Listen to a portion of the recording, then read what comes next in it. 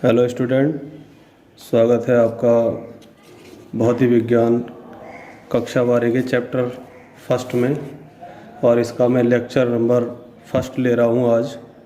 और आपको continue lecture इसका रोज़ डेली विद्यालय की ओर से मिलेगा। पहला चैप्टर इसमें आपका है वैद्युत आवेश तथा क्षेत्र, यानी इलेक्ट्रिक चार्ज एंड फील्ड्स। इसमें हम वैद्युत आवेश के बारे में और क्षेत्र के बारे में जानेंगे। तो सबसे पहले बात आती है कि वैद्युत आवेश क्या है। तो वैद्युत आवेश को जानने के लिए मैंने यह डेफिनेशन लिखी है। वैद्युत आवेश पदार्थ का वह मौलिक गुण है जिसके कारण वस्तुएं वैद्युत बल आरोपित करती हैं। यानी जो वस्तुएं होती हैं वो एक दूसरे पर आकर्षण या प्रतिकर्षण बल आरोपित करती हैं। जैसे दो एक जैसे चार्ज की वस्तुएं हैं, यानी दोनों पॉजिटिव हैं या दोनों नेगेटिव हैं, तो एक दूसरे पर कैसा बल आरोपित करेंगी? प्रतिकर्षण का। ठीक, अगर दो विपरीत प्रकार के चार्ज होंगे, यानी एक पॉजिटिव एक नेगेटिव, तो ये आकर्षण बल आरोपित करेंगे एक दूसरे पर।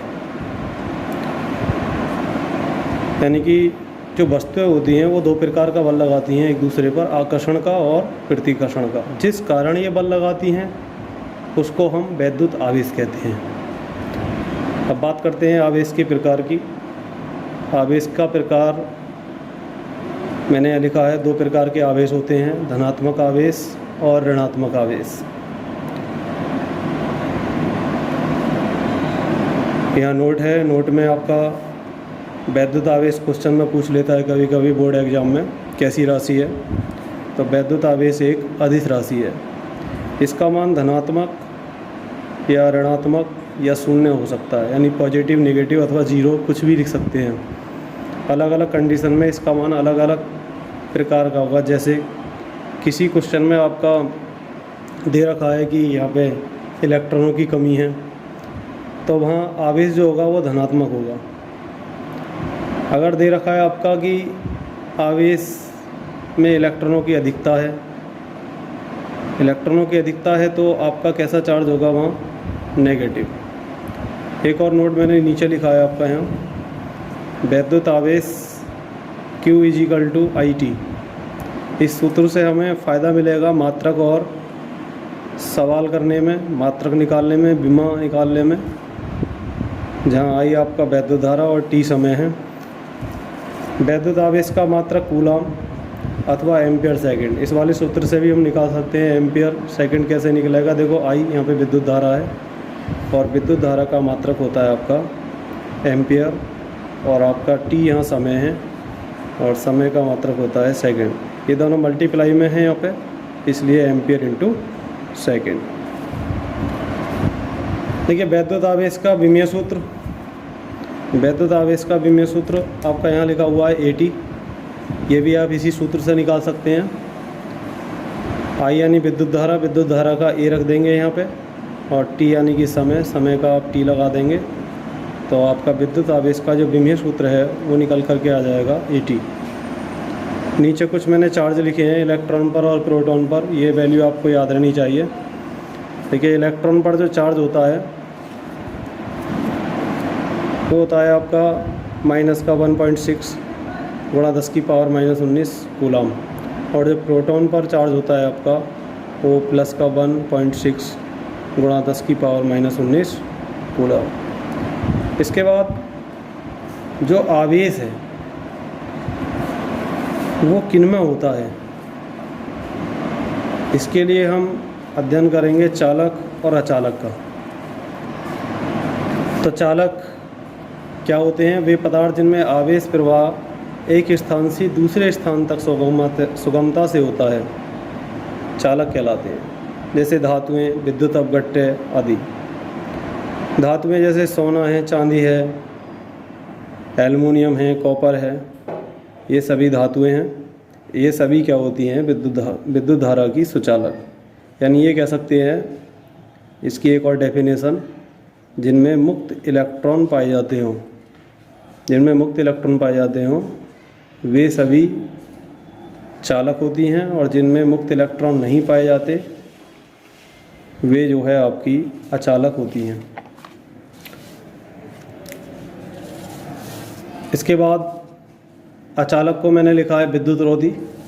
अचालक को हम दूसरे शब्दों में जाने तो विद्युत रोधी भी कहते हैं अचालक को। तो विद्युत रोधी क्या होते हैं? वे पदार्थ जिनमें आवेश का प्रवाह एक स्थान से दूसरे स्थान तक नहीं होता, यानी जिनमें करंट फ्लो नहीं होता या जिनमें मुक्त इलेक्ट्रॉन नहीं पाए जाते, वे सभी क्या कहलाते हैं? विद्युत रोधी या अचालक। जैसे कांच, रबड़, प्लास्टिक, कागज़, यानी वे सभी पदार्थ जो प्रकृति में हैं जिनमें फ्री इलेक्ट्रॉन नहीं है, यानी मुक्त इलेक्ट्रॉन नहीं है, क्या कहलाएंगे? अचालक। आवेश की क्वांटम प्रकृति।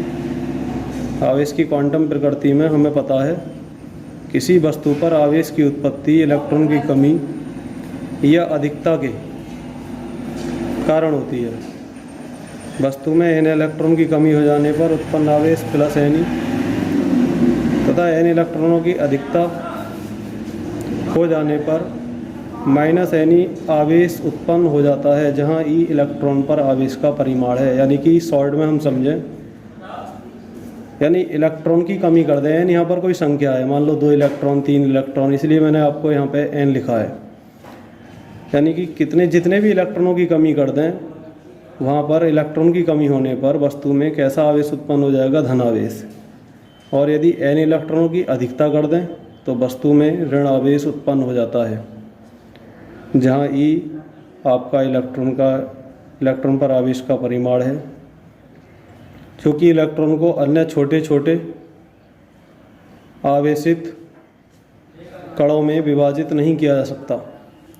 अतः किसी आवेशित वस्तु अथवा कण पर आवेश का संभव मान हम जो निकालेंगे वो Q is equal to plus minus NE, जहाँ n आपकी पूर्ण संख्या, जहाँ n क्या है? n एक पूर्ण संख्या, यानी कि इसका मान n का जो मान है वो 1.2 या 1.3, 1.4 इस तरह से ना होगा, 1 पूरा होगा, 2 पूरा होगा, 2.1 या 2.3, 2.2 इस तरह से नहीं होगा। ये जो समीकरण है, इस समीकरण से क्या स्पष्ट है? देखिए, किसी आवेशित वस्तु अथवा कण पर आवेश का न्यूनतम संभव मान का परिमाण E है, इसे मूल आवेश कहते हैं। यानी जो न्यूनतम मान हो सकता है वो कितना हो सकता है? E का मैंने पीछे मान लिखाया था, इलेक्ट्रॉन है तो आपका कितना हो जाएगा? माइनस का 1.6 गुणा 10 की पावर माइनस 19, और प्रोटॉन है तो प्लस का 1.6 गुणा 10 की पावर माइनस 19। सेकेंड कंडीशन क्या है इसकी? आवेश का मान सतत न होकर विविक्त होता है। किसी आवेशित वस्तु अथवा कण पर आवेश का मान मूल आवेश E का पूर्ण गुणज होता है। यानी जो मूल आवेश है E, उस वस्तु पर जो आवेश का मान है E का पूर्ण गुणज, इसे आवेश का क्वांटम सिद्धांत कहते हैं। मूल आवेश E को आवेश का क्वांटम सिद्धांत कहते हैं। अतः किसी वस्तु के आवेश के E/3 या 3E/2 या -5E/2, E यहाँ पे क्या है? इलेक्ट्रॉन का आवेश, यानी 1.6 गुणा 10 की पावर माइनस 19 आदि मान संभव नहीं है। यानी कि ये जो मान हैं ये सब पॉइंट में आएंगे कटने के बाद, इसलिए ऐसा यहाँ पे संभव नहीं है। आज की वीडियो में आपका इतना ही। आपसे रिक्वेस्ट है कि आप अपने नोट्स को कम्प्लीटली बनाएं और आप इसका जो भी हम पढ़ा रहे हैं रेगुलर अपना काम पूरा करते रहें। धन्यवाद।